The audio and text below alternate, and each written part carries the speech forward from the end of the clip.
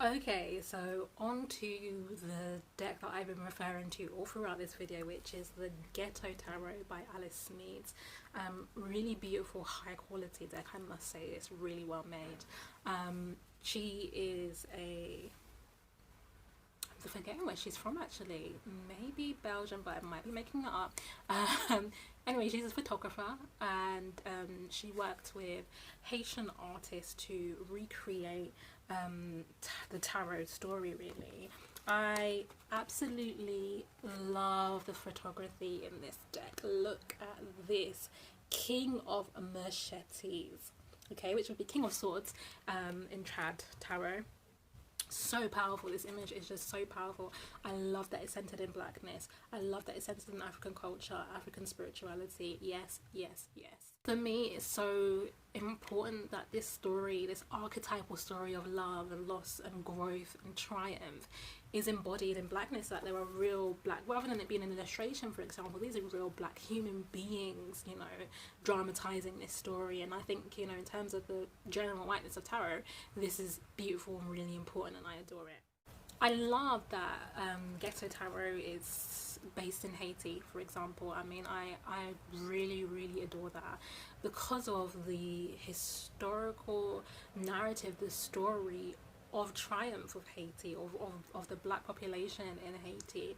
The fact that this is a nation, the first nation to resist and overturn slavery and claim its independence, and to really establish itself and its freedom, its independence and its culture. And if you don't know the story of Haiti and the rebellion, the resistance that took place there, then I really recommend Black Jacobins by C.L.R. James. Amazing historical novel. It's actually written as fiction, but it's a historical text, and I adore it. My kid's gonna read that, and I suggest that you read that book if you want to start there. But for me, the beauty, the triumph, the glorious history of Haiti makes it so much more fitting to be a part of these tarot cards and to reflect so much of the black and human experience.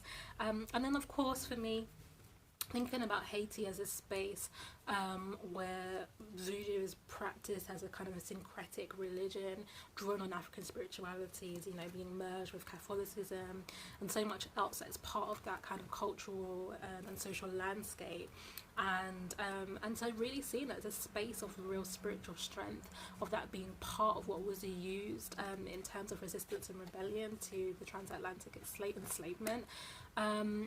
And so yeah, I'm just like, if we're talking about connection to the divine, to spirituality, again, this is such an appropriate space to draw on that. So just to show you, before I talk about the fear I experienced, some of the images in this photography. This is the Five of Swords card, which is about conflict. This is the Ace of, you know, I love Ace of Cups in any deck. This to me is such a beautiful card. So this is how it's represented here. You've got Ace of Brooms, so there's like strong fire energy. So again, it's really high quality, beautiful photography, and part of the reason I experience fear, really, I suppose, is from some of the unfamiliarity of the images and the materials and the representations that were used, and it kind of just opened up to me how conditioned I've been in terms of Afro-pessimism, a fear of African identity, a fear of blackness from that space, and not in terms of culture and, you know, social tradition. Because of my work, I feel like I've done a lot of kind of decolonial practice, and I'm doing that. It's really interesting that it's still there spiritually because of my journey through Christianity, the colonial relationship in Christianity, and me not having I suppose once I really started embracing my black identity was when I kind of moved away from Christianity as it was being practiced, and had no need to kind of address that again. So now that I am exploring that aspect of myself, I'm aware of some of the embedded ideas that are still there and are still present. You know, there was no fear for me when I was practicing tarot with, you know, witches tarot deck. You know, that was totally fine. I didn't feel any way about that. And, you know, equally there was no fear at all for me when I was dealing with the Vision Quest Tarot and the kind of indigenous knowledges invested in these cards. Why is that? Well, one, because whiteness is presented as normative, and in terms of kind of indigenous American cultures, that is seen as exotic and other, but also docile, you know, this kind of notion of being a very gentle, giving culture that was non-threatening to whiteness in a way. And then when you come to African culture, African traditions, African spirituality, well, centuries have been invested in representing that as the heart of darkness, you know. So there's a completely different kind of set of framework of thinking that I'm coming to when I started experiencing these cards, and so I had to be really active in undoing that. So the way that I kind of did that was by kind of working more closely, spending more time with these cards, but really looking also at the backdrop of poverty that's really present in these cards as reflecting the creativity, the vision, the resilience of Black African people, and really making a whole lot out of very little. And so just seeing this as, you know, a deck that is about possibility, you know, and finding some pride and some confidence in that. Also, when I put the decks down for, you know, the day or where I rest them, I put my rose quartz stone on it, which is the stone I use when I'm meditating on love, self-love, you know, love in general. And so just really investing love into this deck to counter my feelings of fear, and that has passed now. You know, me and this deck were good. So the sun's just come out in Leeds. In terms of a critical reflection on the Ghetto Tarot, then, one of the things I think that also influenced my experience of this deck was what I felt like was an unconscious Afro-pessimism from the photographer, in the sense that for me, the deck, she talks, for example, about, you know, the light side and the dark side, you know, which we can kind of see as upright and reverse of tarot. And that people tend to be, and she's right, people tend to be quite afraid of particular types of cards, and that, you know, all cards can tell us something about the light and the dark. And so, you know, she encourages you in this deck to really delve into both sides. She writes something about the shadow side on every card, as well as the light side. And for example, there's a spread which is like finding out what's in your shadow. And I really felt like there was this kind of shadow energy in this deck, which was all about investigating what was wrong or the problem in a particular way. And it was problematic for me, because I feel like even my PhD research, for example, is beyond the problem of blackness, getting away from always conceptualizing ourselves as having an issue, that something is wrong, housing and education, and, you know, and politics is wrong, and we're bad at love, and we're bad at family, and that just consistent focus on what is amiss in terms of a Black context, and moving out of those spaces into the ways that we practice, like family and community and love and joy, even in the midst of all of that. And I felt like this deck didn't really express that for me, you know. I didn't feel that energy of the possibility of blackness. I find this deck to be quite a sharp and heavy energy, so I don't actually use it as frequently as some of the others for that reason. You know, there are particular times when I'm calling on this type of energy, but it's not that often.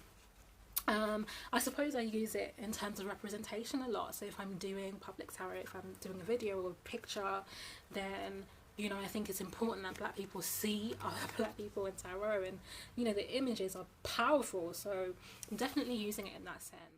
And, you know, this is a very minor critique, because I think the work is excellent, I think the deck's excellent, I think the artist and the photographer and the artists that are in this are amazing, and given that there's so little representation, we have to start somewhere. It's not going to be perfect, so I don't want anyone to take this as me being down on Alice Smeets and her work.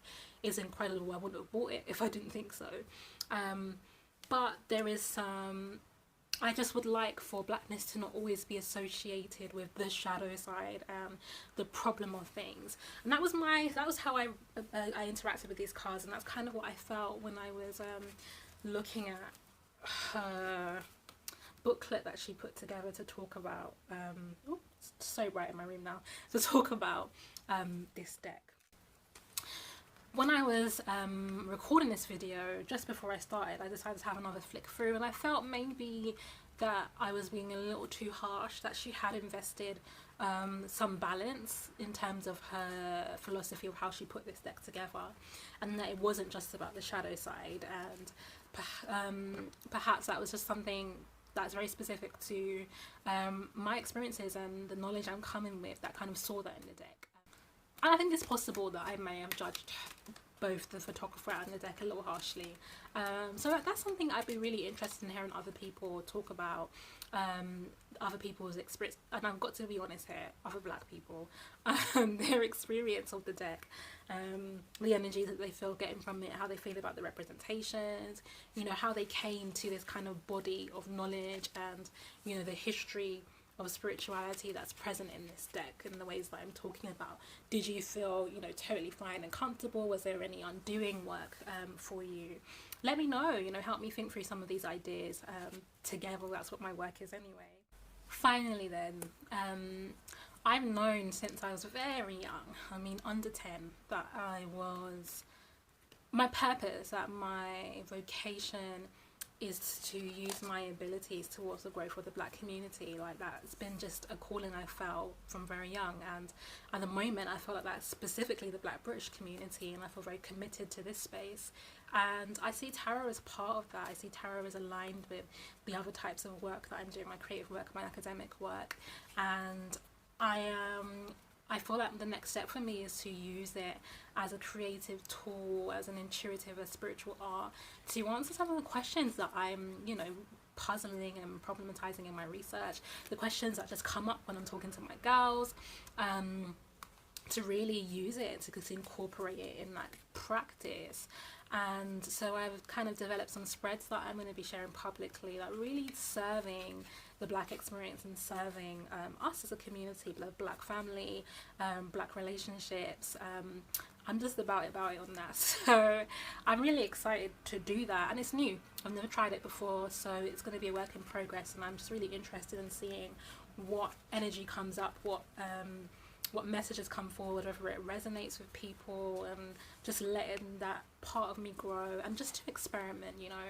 There's so much about the work that I do that I feel is about being perfect and precise, and, you know, spiritual practice is just not that. You know, it's about, for me, being in my spirit self and out of my ego, and, you know, out of my mind and into my heart. So it's about me offering my heart to my community and connecting with you guys in a particular way around something I love, and I hope that you'll be able to expand and increase black love through engaging with me on that. So thank you so much for staying with me throughout these parts of this conversation. Please like and subscribe if you found this useful. Feel free to share it on your social media platforms with friends and family. There's nothing I've said here that I'm not prepared to go out widely, including my mum. She'll find out too.